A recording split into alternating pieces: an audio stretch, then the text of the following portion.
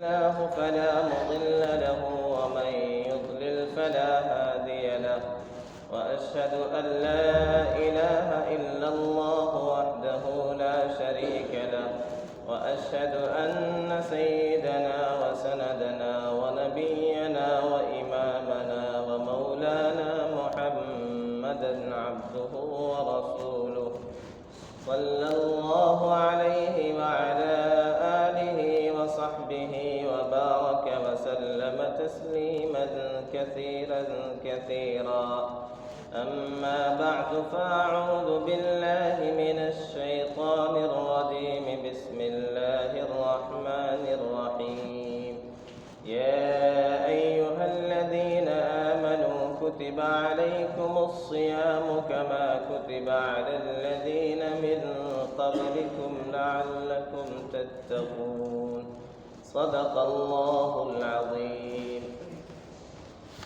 واجب الاحترام بزرگوں اور دوستوں، ماہ رمضان ہمارے سروں پر سایہ فگن ہے. یہ وہ مبارک مہینہ ہے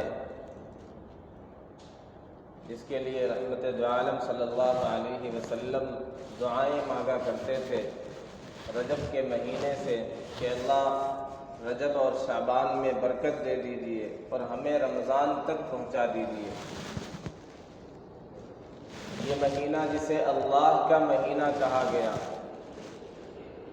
جو رحمت کا مہینہ ہے، جو برکت کا مہینہ ہے، جو مغفرت کا مہینہ ہے، جو جہنم سے خلاصی اور چھٹکارے کا مہینہ ہے. یہ مہینہ رب کی رضا کو حاصل کرنے کا مہینہ ہے، اپنے روٹھے رب کو منانے کا مہینہ ہے. یہ مبارک مہینہ جب ہمارے سروں پر سایہ فگن ہے تو ہم ذرا پیچھے پلٹ کر کے بھی دیکھیں. 2 سال ایسے گزرے کہ ہماری بداعمالیوں کی وجہ سے، ہماری کوتاہیوں کی وجہ سے ہمیں عظیم نعمتوں سے محروم کر دیا گیا، ہمیں کہیں باہر نکلنے سے محروم کر دیا گیا، کاروبار کرنے تک سے محروم کر دیا گیا، روک دیا گیا. ہمارے لیے مساجد کے دروازے بند کر دیے گئے، ہمارے لیے عبادت خانے مقفل کر دیے گئے. ہم دوستوں سے ملاقات نہیں کر سکتے، اپنوں سے مل نہیں سکتے. زمین ایسا لگتا تھا کہ اپنی وسعت کے باوجود ہم پر تنگ ہو گئی. یقیناً یہ سب کچھ ہماری ہی کوتاہیوں کا نتیجہ ہوتا ہے. انسانوں کی بداعمالیوں کے نتیجے میں یہ سارے حالات آتے ہیں. یہ آج ہمیں توفیق مل رہی ہے، اگر ایک سجدے کی توفیق مل رہی ہے تو اسے بھی ہمیں غنیمت سمجھنا چاہیے. اگر یہ توفیق بھی اللہ چھین لے تو ہم کیا کر سکتے ہیں؟ تو جب آزادی کے ساتھ ہمارے پاس یہ مبارک مہینہ آ رہا ہے تو ہمیں پلاننگ کرنا چاہیے، اس کے لیے ایک ٹارگٹ بنانا چاہیے، ایک تیاری کرنا چاہیے کہ انشاءاللہ اس کے ایک ایک لمحے سے ہم استفادہ کریں. اس مبارک مہینے کی ایک ایک ساعت اس سے فیض اٹھائیں گے، اس سے برکتیں حاصل کریں گے، اس میں ثواب کمائیں گے، اس میں رب کی رضا والے کام کریں گے. سرکار دو عالم صلی اللہ علیہ وسلم اس ماہ کی آمد سے پہلے خطبہ دیا کرتے تھے. یا ایھا الناس قد اظلکم شہر عظیم، اے لوگوں تم پر ایک عظیم مہینہ سایہ فگن ہو رہا. شہر مبارک، ایک ایسا مہینہ جو برکت والا مہینہ. شہر فیہ لیلۃ خیر من الف شہر، یہ وہ مہینہ ہے جس میں ایک رات ایسی ہے جو 1000 مہینوں سے افضل ہے. وہو شہر الصبر، یہ صبر کا مہینہ ہے. وہو شہر المواساۃ، یہ مواسات کا، ہمدردی کا، غمخواری کا مہینہ ہے. حق تعالی جل مجدہ اس مبارک مہینے میں نیکیوں کا ثواب بہت زیادہ بڑھا دیتا ہے. نوافل کا ثواب فرائض کی طرح ہو جاتا ہے، فرائض کا ثواب 70 گنا بڑھا دیا جاتا ہے۔ تو یہ ایک نیکیوں کے کمانے کا ایک سیزن ہے۔ ہم سال بھر 11 مہینے جو دنیا کے لیے محنتیں کرتے ہیں، اب اس محنت کو ہمیں منع نہیں کیا گیا کہ سب کچھ بند کرنا، نہیں، ذرا سا ہم اسے کم کر کے آخرت کی تیاری، ثواب کمانے کی کوشش، تلاوت کرنے کے لیے محنت، خیر کے کاموں کے لیے اپنی محنت میں اضافہ کریں۔ اب ادھر سے ذرا سا توجہ کم کر لیں، ادھر توجہ کو زیادہ کریں۔ سابقوا بالخیرات، سارعوا الی مغفرۃ من ربکم وجنۃ عرضها السماوات والارض، اپنے رب کی جنت کی طرف دوڑ لگائیں۔ زندگی سے بھاگ کر آیا ہوں میں، میرے ہمدم اب مجھے تو تھام۔ یہ وہ مہینہ آ گیا ہے کہ ساری چیزوں سے اپنا تعلق کاٹ کر کے، تمام مشغولیات سے اپنے آپ کو یکسو کر کے رب کے در پہ آ کے پڑ جائے کہ نہیں، یہ مہینہ خاص عبادت کا مہینہ ہے، تلاوت کا مہینہ۔ یوں تو پوری زندگی عبادت، لیکن ایک خاص مہینہ ہے، ایک خاص ماحول ہے عبادت کا۔ ایک ایسا ماحول ہوتا ہے جس میں وہ لوگ بھی جو 5 وقتہ نمازیں نہیں پڑھتے ہیں، وہ 20 رکعت تراویح کے لیے تیار ہو جاتے ہیں۔ تو ہم اس مبارک مہینے میں سب سے پہلے ایک ترتیب بنا لیں، ایک پروگرام طے کر لیں، ایک پلاننگ کر لیں کہ انشاءاللہ ہم یہ کام کتنا بڑھا کر کے کریں۔ اس مبارک مہینے کی جو خاص عبادت ہے روزہ، اس کے لیے تو کہنے کی ضرورت ہی نہیں ہونا چاہیے، لیکن بدقسمتی ہمارے معاشرے کے لوگوں کی، بہت سے نوجوان، ایک بڑی تعداد ایسی ہے، نوجوان کیا بوڑھے کیا، یعنی اکثریت جو بڑی عمر کے، وہ بھی اکثریت روزہ رکھتے، وہ نہیں چھوڑتے۔ خواتین بھی اکثر روزہ رکھتی ہیں، وہ نہیں چھوڑتی، الا یہ کہ کوئی شرعی مجبوری ہو، معذوری ہو، تو وہ تو ہر ایک کے لیے رخصت ہے۔ لیکن جن کے لیے کوئی مسئلہ نہیں ہے، عام طور پہ وہ کوتاہی کرتے ہیں۔ تو یہ مبارک مہینہ جس کی خاص عبادت روزہ رکھنا ہے، اس حوالے سے تو کہنے کی ضرورت ہی نہیں ہونی چاہیے، ایک ایسا ماحول ہونا چاہیے۔ لیکن بدقسمتی سے ایسا ماحول، ہوٹلوں پر عالیشان پردے لگ جاتے ہیں، باہر کھلے طور پہ نہیں کھا سکتے تو اندر آپ کے لیے انتظام ہے۔ تو ہمیں یاد رکھنا چاہیے، جو کھاتے ہیں وہ تو گنہگار ہیں ہی۔ ہم اگر کسی مسلمان کو کھلاتے ہیں، ایک تو یہ مجبوری ہے، بیمار ہے، اس کے لیے شرعی عذر ہے، تو کوئی مسئلہ ہی نہیں، پھر بھی اسے کہا گیا کہ ایسی جگہ نہ کھائے، ایک احترام ملحوظ رکھے اس ماہ مبارک کا، روزے داروں جیسی حالت وہ بھی بنائے رہے، یوں ہی کہیں بازاروں میں کھاتا اور گھومتا پھرتا نہ رہے۔ جو کھلاتے ہیں کسی مسلمان بے روزے دار کو، یاد رکھیں وہ بھی مجرم ہے، وہ بھی گناہ میں برابر کے شریک ہے۔ اللہ تعالیٰ کا ارشاد ہے، لا تعاونوا علی الاثم والعدوان، گناہوں کے کام پر، معصیت کے کام پر، ظلم و زیادتی کے کام پر تعاون مت کرو۔ تو غیر روزے دار کو پانی پلانا، کھانا کھلانا، ہوٹلوں میں ان کے لیے شاندار پردے لگا دینا، یہ انتظامات کرنا، یہ بھی ایک طرح سے گناہ ہے۔ یہ مبارک مہینہ پھر کہاں ملے گا؟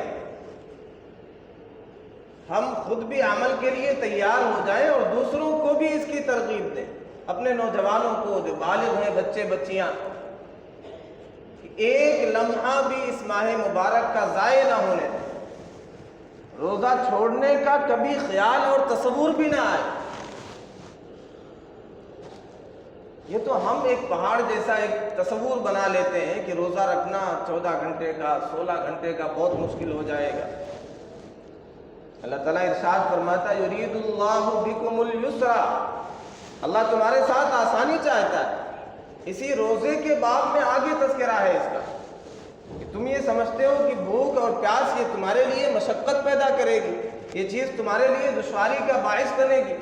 تمہارا رب ہی کہتا ہے، اللہ تمہارے ساتھ آسانی چاہتا ہے، تمہارا رب تمہارے ساتھ تنگی نہیں چاہتا، پریشانی نہیں چاہتا۔ ہم دیکھتے ہیں ایک باپ اپنے بچے پر اس کی طاقت سے زیادہ بوجھ نہیں ڈالتا۔ جب ابا طاقت سے زیادہ بوجھ نہیں ڈالتے تو ربا کیسے طاقت سے زیادہ بوجھ ڈالیں؟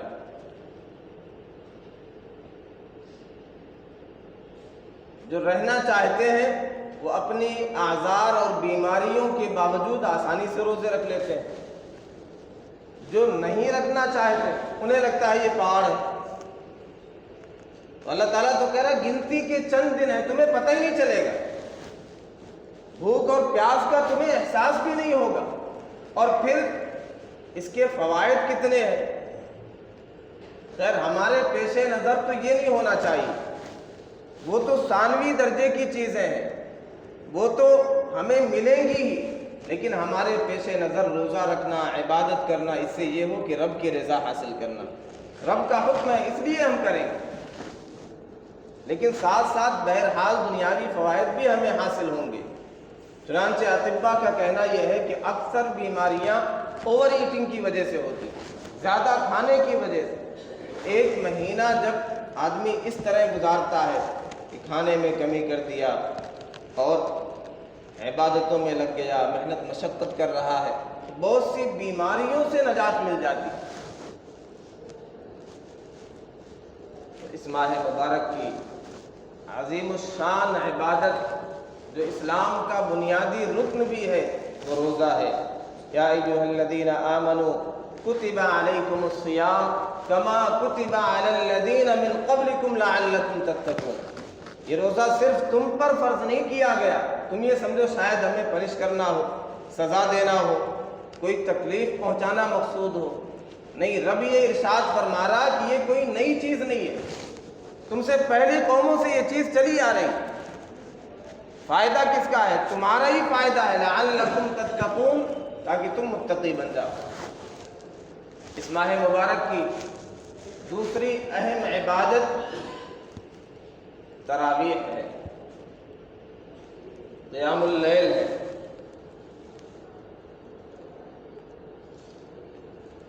اس میں بھی ابتداءً تو ایک اچھا ماحول رہتا ہے، مساجد بھر جاتی ہے، لیکن جیسے جیسے 2-3 دن آگے پھر ایک صف خالی ہوئی، 2 خالی ہوئی، 3 خالی ہوئی، پھر وہی پرانا ماحول ہو جاتا ہے۔ تو شیطان تو پورے رمضان قید رہتا ہے، پھر ہم کس کے پیچھے بھاگتے ہیں؟ ہمارا نوجوان کس کے پیچھے بھاگتا ہے؟ یہ پورا مہینہ یہ عبادت پیارے آقا صلی اللہ علیہ وسلم کی سنت۔ کچھ تو ایسے ہیں جو جلد بازی میں قرآن یہ دیکھیں گے کہاں 8 دن میں، کہاں 10 دن میں مکمل کر لیا، اس کے بعد چھٹی ہو گئی، تراویح پڑھنے کی ضرورت نہیں ہے۔ یاد رکھیں یہ جو شروع کیا گیا سلسلہ یہ خاص طور پہ ان کے لیے ہے جو سفر کرتے ہیں، جن کا کہیں ایک جگہ پر قیام نہیں ہوتا ہے، تو ٹھیک ہے ان کا قرآن مکمل ہو جائے، ادھورا نہ رہے، اس لیے وہ 10 دن کی 8 دن کی پڑھ لیں، اس کے بعد جہاں جائیں وہاں قرآن جیسا ملے، جو پارہ ملے وہ پڑھتے رہے۔ لیکن یہ جو ماحول ہے ہمارے معاشرے کا، ہماری مساجد کا، کہ ابتدا کے 1 ہفتے بلکہ 3 دن 4 دن اس میں تو تراویح لوگ پڑھتے ہیں، اس کے بعد سے سست پڑ جاتے ہیں۔ تو یہ مبارک مہینہ سستی کا مہینہ نہیں ہے، غفلت کی چادر کو ہٹا دینے کا مہینہ ہے، کمر کس لینے کا مہینہ ہے۔ بالکل تیار ہو جائیں کہ اس مبارک مہینے کے ایک ایک لمحے سے استفادہ کریں۔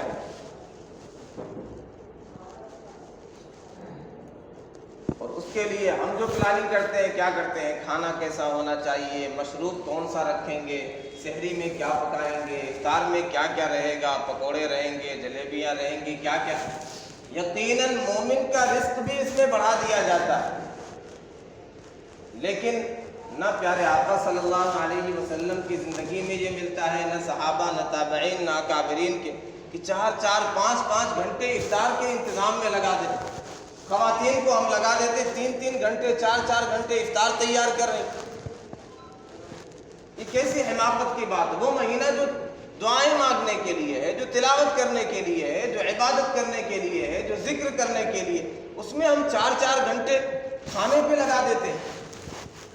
وہ مہینہ جو کھانا چھڑانے کے لیے آیا، دنیا والے یہ سمجھتے ہیں کہ یہ تو مسلمانوں کا کھانے کا مہینہ آ گیا، کیونکہ وہ دیکھتے ہیں عصر کے بعد وہ جو خوشبوئیں اڑتی ہیں تو اچھے سے اچھے زاہد کی توبہ ٹوٹ جائے۔ تو ہم نے اسے کھانے کا مہینہ بنا دیا۔ ہم جو کھانے کے لیے تیاری کرتے ہیں، یہ جو انتظامات کرتے ہیں، وہ تیاری ہمیں عبادت کے لیے کرنا چاہیے کہ ہم کتنے قرآن مکمل کریں گے، تراویح میں کتنا پڑھیں گے، کتنے نوافل پڑھیں گے، تہجد میں کتنی رکعتیں پڑھیں گے، دعائیں کتنا مانگیں گے، اشراق کا بھی اہتمام کریں گے، چاشت کا بھی اہتمام کریں گے، اوابین کا بھی اہتمام کریں گے۔ تو فرائض تو ہے ہی، اس کے ساتھ نوافل کا بھی اہتمام کریں گے۔ یہ پلاننگ ہونا چاہیے۔ اکابرین کی حالت یہ تھی کہ رمضان سے پہلے 6 مہینہ دعا کرتے تھے کہ اللہ رمضان تک پہنچا دے۔ جب مل جاتا تھا عبادتیں کر لیتے تھے، پھر 6 مہینہ یہ دعا کرتے تھے کہ اللہ ان عبادتوں کو قبول فرما لیجیے۔ تو وہ کر کے بھی ڈرتے تھے، ہم کرتے بھی نہیں اور مطمئن رہتے ہیں۔ رب کی ذات تو بے نیاز ذات ہے، ہم کتنا بھی کر لیں اس پر لازم تو نہیں ہوتا کہ ہماری عبادتوں کو قبول کر لیں۔ تو ہمیں کر کے بھی ڈرنا چاہیے، زیادہ سے زیادہ عبادتیں کر کے بھی ہم ایک خوف میں رہیں اور دعا کرتے رہیں کہ اللہ اسے قبول کر لیجیے۔ اس ماہ مبارک کی ایک اہم عبادت یہ روزہ، چونکہ ہماری روح کی غذا ہے، ہمارے جسم کی غذا وہ تو ہم مستقل دیتے رہتے ہیں۔ ہمارا جسم بنا ہے مٹی سے، بلکہ کہیے عناصر اربعہ سے، آگ، پانی، مٹی، ہوا۔ تو وہ غذائیں، وہ چیزیں جو ان سے مل کر کے تیار ہوتی ہیں، وہ ہمارے جسم کو مضبوط کرتی ہیں۔ ہم کھانا جو کھاتے ہیں، ہم مشروب جو پیتے ہیں، یہ ہمارے جسم کو مضبوط کرتی ہیں۔ اور جسم اور روح سمجھیے بالکل الگ چیزیں۔ جو چیزیں ہمارے جسم کو مضبوط کریں گی، اس سے ہماری روح کمزور ہوگی۔ تو ہم جسم کی غذا کے بے شمار انتظامات کرتے ہیں، روح کی غذا کے لیے۔ روح کے بارے میں کہا گیا قُلِ الرُّوحُ مِنْ أَمْرِ رَبِّي، یہ رب کا حکم ہے، اس کا تعلق وہاں سے ہے۔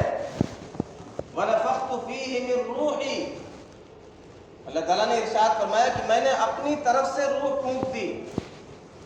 تو روح کبھی مرتی نہیں، یہ لا فانی ہے، لہذا اس کے لیے وہ غذا ہوگی جو لا فانی ہے۔ تو وہ کیا ہے؟ وہ تلاوت ہے۔ سب سے پہلے بنیادی چیز اللہ کا کلام ہے۔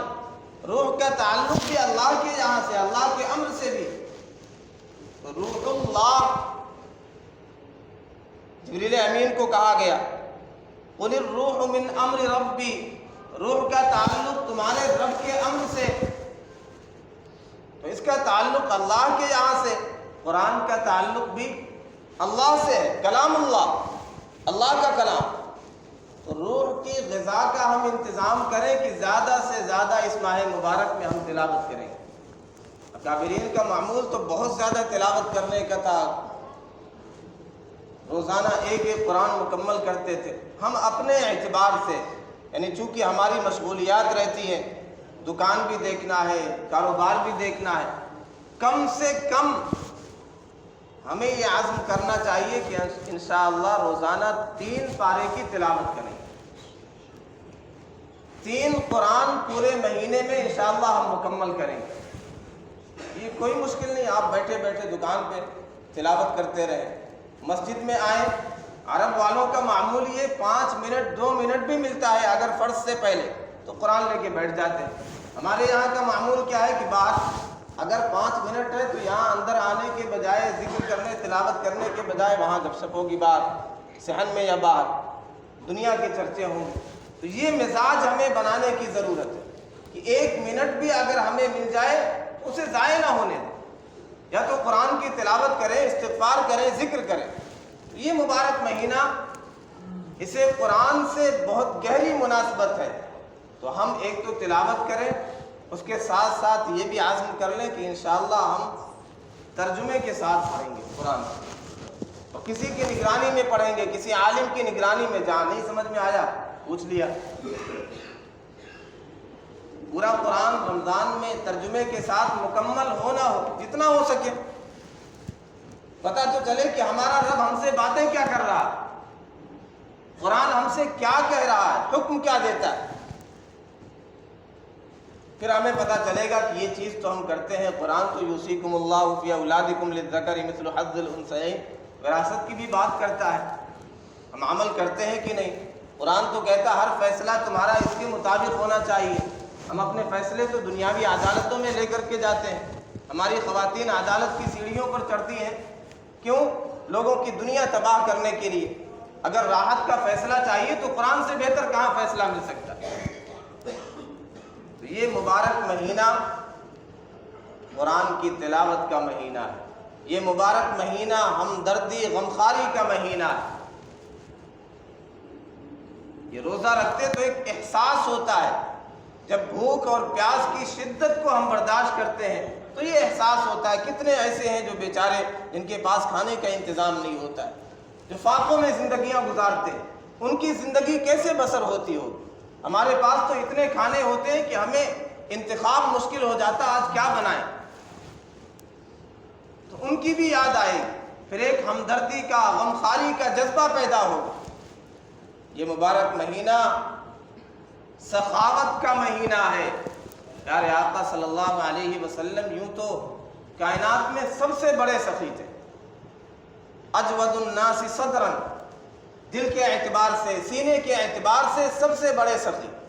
دنیا میں کوئی بھی سخی ہو، حاتم طائی ہو، کوئی بھی ہو، بہت زیادہ اگر کسی کو دے دے گا تو دل میں ایک تکلیف ہوگی، یہ تو پورا ہی دے دیا، اب کیا ہوگا، آگے کیا ہوگا، فلاں چیز کا انتظام کیسے ہوگا۔ پیارے آقا صلی اللہ علیہ وسلم سب کچھ لٹا کے دل مطمئن رہتا تھا کہ یہ تو کام آ گیا، اور جو نہیں دیا پیارے آقا صلی اللہ علیہ وسلم سیدہ عائشہ کو تعلیم دے رہے ہیں، یہ سمجھو کام نہیں آئے، جو رہ گیا ہے گوشت کا ایک معمولی حصہ، یہ کام میں نہیں آیا، یہ سمجھو خراب ہو گیا، جو دے دیا گیا وہ کام میں آ گیا۔ اس ماہ مبارک میں رحمت دو عالم صلی اللہ علیہ وسلم تیز آندھی سے بھی زیادہ تیز سخاوت کیا کرتے تھے۔ تو ہم اس ماہ مبارک میں غربا کا، یتیموں کا، مسکینوں کا خاص خیال رکھیں، ان کی ضروریات کا انتظام کریں۔ مدارس کے سفراء آتے ہیں، مدرسے آپ ہی کے چندے سے، آپ ہی کے تعاون سے چلتے ہیں، خاص طور پہ رمضان ہی میں اس کا انتظام ہوتا ہے، تو ان کا خاص خیال رکھیں۔ کچھ لوگ ایسے بھی ہوتے ہیں جو انہیں بہت پریشان کرتے ہیں، صبح نہیں شام میں آ جائیے، شام نہیں دوپہر میں آ جائیے، ابھی یہ نہیں ہے، ابھی وہ نہیں ہے، اصل میں اتنی پریشانیاں بتاتے، وہ بھی ایک بار سوچتا ہوگا شاید میں ہی امیر ہوتا، میں ہی الٹا دے دیتا۔ الحمدللہ سب کی یہ حالت نہیں، لیکن ایسے بھی ہوتے ہیں، احساس نہیں ہوتا، وہ بیچارے بھوکے پیاسے رہ کر کے دھوپ میں دوڑتے ہیں، اپنی ذات کے لیے تو نہیں مانگتے ہیں، مدرسے کے لیے مانگتے ہیں، دین کے لیے مانگتے ہیں، کوئی بھی غریب ہو۔ یہ تو مدارس والے تو بہت اعلیٰ کام کر رہے ہیں، دین کی حفاظت کے قلعے ہیں، کوئی بھی غریب اگر جائے، بات تو ایسے ہوتے 10 روپیہ بھی نہیں دینا ہے، اتنی تفتیش کریں گے۔ ہارون رشید کے بارے میں آتا ہے، بہت بڑی سلطنت کے مالک تھے، ایک مرتبہ بادل جا رہا تھا، گھنا بادل، تو وہاں بارش نہیں ہوئی، تو انہوں نے خطاب کر کے بادل کو کہا کہ اے بادل، امطری حیث شئتی، جہاں تیری مرضی جا کر کے برس لے، جہاں بارش ہوگی، وہاں جو غلے کی پیداوار ہوگی، اس کا جو خراج ہوگا، جو ٹیکس ہوگا، جو زکوٰۃ ہوگی، وہ میرے ہی خزانے میں آئے گا۔ تو تو اتنی بڑی سلطنت کے مالک ایک صاحب ان کے پاس گئے کہ بادشاہ سلامت، میرے پاس کچھ پیسے ہیں، آپ کچھ اور دے دیجئے، میں حج کرنے کے لیے جانا چاہتا ہوں۔ تو خلیفہ وقت نے ہارون رشید نے کہا کہ جب تمہارے پاس اتنے پیسے ہی نہیں، صاحب استطاعت ہو ہی نہیں، تو تمہیں حج پہ جانے کی کیا ضرورت ہے؟ تم پہ حج فرض ہی نہیں ہوا۔ تو اس نے آگے سے جواب دیا کہ بادشاہ سلامت، مسئلہ پوچھنے کے لیے بہت سے مفتی ہیں، علماء، آپ سے تو پیسہ مانگ رہا ہوں، آپ کو پیسہ دینا ہے تو دیجئے، مسئلہ میں نے آپ سے نہیں پوچھا ہے۔ تو بعض لوگ بہت سارے 10 روپیہ نہیں دینا، اتنے مسائل بیان کریں گے، ہٹے کٹے ہیں، کما سکتے ہو، یہ کر سکتے ہو، وہ کر سکتے ہو، غلط ہے، مستحق کو دینا چاہیے۔ علماء یہ کہتے ہیں اگر بہت تھوڑی مقدار دینا، 10 روپیہ 50 روپیہ دینا، اس کے لیے بہت زیادہ تفتیش کرنے کی ضرورت نہیں۔ رب بھی بہت سی نعمتیں ہمیں بغیر استحقاق کے دیتا ہے، کیا ہم ساری نعمتوں کے مستحق ہیں؟ ہاں، ایک بڑی رقم دینا ہے تو بہت سے اصلی جو مستحق ہوتے ہیں محروم رہ جاتے ہیں، تو اس میں تفتیش کرنا چاہیے، اس میں چھان بین کرنا چاہیے، لیکن ایک معمولی رقم دینے کے لیے کسی فقیر کے پیچھے پڑ جانا یہ اچھی چیز نہیں ہے۔ وہ کہتے ہیں ایک فقیر ایک امیر کے یہاں پہنچا، اس نے ایک روٹی مانگی، کھانے کے لیے کچھ دے دیجیے۔ اب وہ ایک نمبر کا بخیل تھا، اس نے کہا یا بشیر قل لنذیر فلیقل لوزیر فلیقل لامیر ان یعطی خبزا لہذا الفقیر۔ اے بشیر تم نذیر سے کہہ دو، وہ وزیر سے کہہ دے، وہ امیر سے کہہ دے کہ اس فقیر کو ایک روٹی دے دے۔ وہ بھی انٹرنیشنل بھکاری تھا، اس نے ہاتھ اٹھا لیے دعا کے لیے، یا رب قل لجبریل فلیقل لمیکائیل فلیقل لاسرافیل فلیقل لعزرائیل ان یقبض روح هذا الفقیر۔ اے اللہ جبریل سے کہہ دیجئے، وہ میکائیل سے کہہ دے، وہ اسرافیل سے کہہ دے، وہ عزرائیل سے کہہ دے کہ اس منحوس بخیل کی روح قبض کر لے، خس کم جہاں پاک۔ تو ایسے بھی بخیل ہوتے ہیں۔ بہرحال کہنے کا مقصد یہ ہے کہ رحمت دو عالم صلی اللہ علیہ وسلم کے امتی ہیں ہم، وہ سب کچھ لٹا کے مطمئن ہوتے تھے کہ یہ سارا کام میں آ گیا۔ یہ مبارک مہینہ سخاوت کا مہینہ ہے، دریا دلی کا مہینہ ہے، دل کھول کر کے خرچ کریں۔ زکوٰۃ تو خیر وہ رکن ہے، وہ تو دینا ہی ہے، اس کے علاوہ یسألونک ماذا ينفقون، کیا خرچ کریں، قل العفو، جو زائد جو ایکسٹرا ہے سب خرچ کر دیجیے اللہ کی راہ۔ اور ہم یہ یقین رکھیں فرشتہ ہمارے لیے دعا کرے گا، رب کے خزانے میں وہ ساری چیزیں محفوظ رہیں گی۔ فرشتہ روزانہ دعا کرتا اللہم اعط منفقا خلفا، اللہ جو خرچ کرنے والا ہے اسے بہترین بدلہ دے دیجیے، واعط ممسکا تلفا، اور جو روک کر بچا کر رکھتا ہے اللہ اس کا مال ہلاک کر دیجیے۔ تو اس مبارک مہینے کی خاص عبادت روزہ یہ تو بنیادی رکن ہے، زکوٰۃ یہ بھی بنیادی رکن ہے، اس میں کوئی کوتاہی ہوگی تو ہم بچ نہیں سکتے۔ اس کے علاوہ سخاوت کرنا ہے، صدقے خیرات بہت زیادہ کرنا ہے، تلاوت کرنا ہے، صبر کا مہینہ ہے، غمخواری کا مہینہ ہے، تو یہ ساری چیزیں عبادت میں زیادہ سے زیادہ آگے بڑھیں، تلاوت بہت زیادہ کریں، سارے خیر کے کام اس میں ہم اضافہ کر لیں، اور انشاءاللہ ایک ٹارگٹ طے کر لیں کہ یہ عبادت یعنی تلاوت بھی زیادہ کریں گے، استغفار بھی زیادہ کریں گے، دعا بھی اس مہینے کی خاص عبادت ہے، انشاءاللہ اس کا تذکرہ کسی اور جمعے میں ہوگا۔ اللہ ہم سب کو زیادہ سے زیادہ خیر کے کام اس ماہ مبارک میں کرنے کی توفیق عطا فرمائے۔ وآخر دعوانا الحمدللہ رب العالمین۔ یہ دروازہ کھول دیجیے سامنے۔